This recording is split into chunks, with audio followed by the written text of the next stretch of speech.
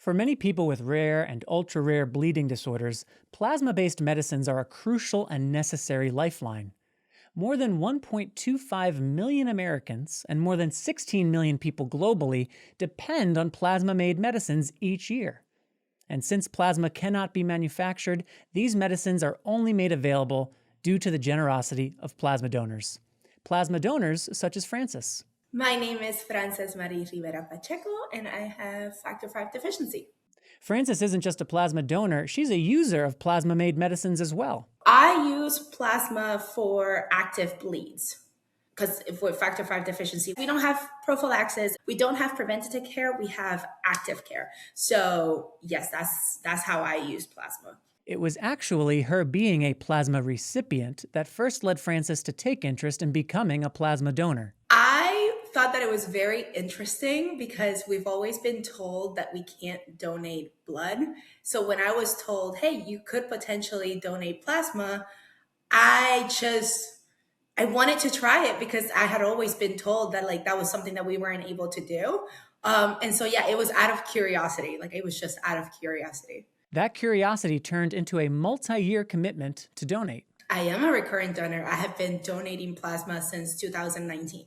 I love the fact that I am able to be a part of the treatment process. A lot of times what they do with my particular plasma is that they send it to hospitals to help with diagnosing.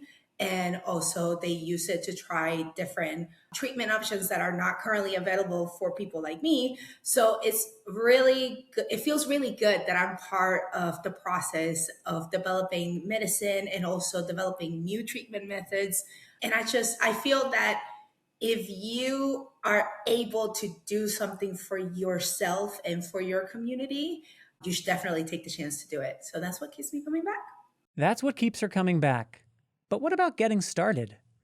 Frances shares something that surprised her about the plasma donation process. So this is the thing that people don't realize. Just because you say you want to donate plasma, it doesn't mean that you're automatically be put for plasma donation. There is a whole process. You have to go to your doctor. And then when you go to the plasma donation center, you actually see another doctor that has to approve you before they ever do anything with you. Of course, Frances is speaking about her own individual experience, but from what I understand, her description is accurate. First-time plasma donors are screened and evaluated by licensed medical professionals to ensure they are healthy donors before the actual donation takes place. That thoughtfulness in how the process is designed is something that gives Frances comfort. It's very well thought out. It's not just you go in and they do it. No, it's like there's a whole process to this. And it makes me feel like the people in the company that I do this with actually care about me. I'm not just a number or I'm not just a plasma donation. I'm actually a person and they care about my feelings and they care about my health and they want to make sure that I'm taken care of.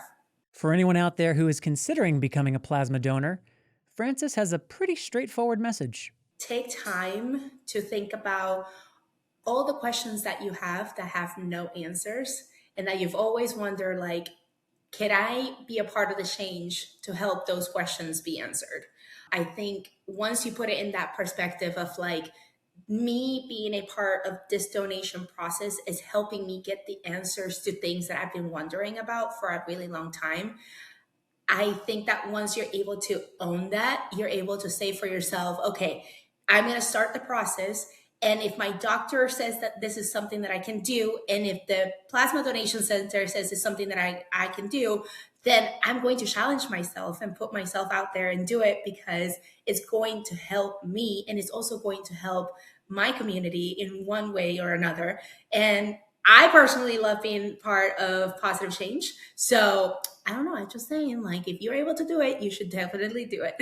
Frances also has a message to all those donors who have made treatments such as hers available over the years. As a plasma recipient myself, I think that we know the impact and the importance of plasma.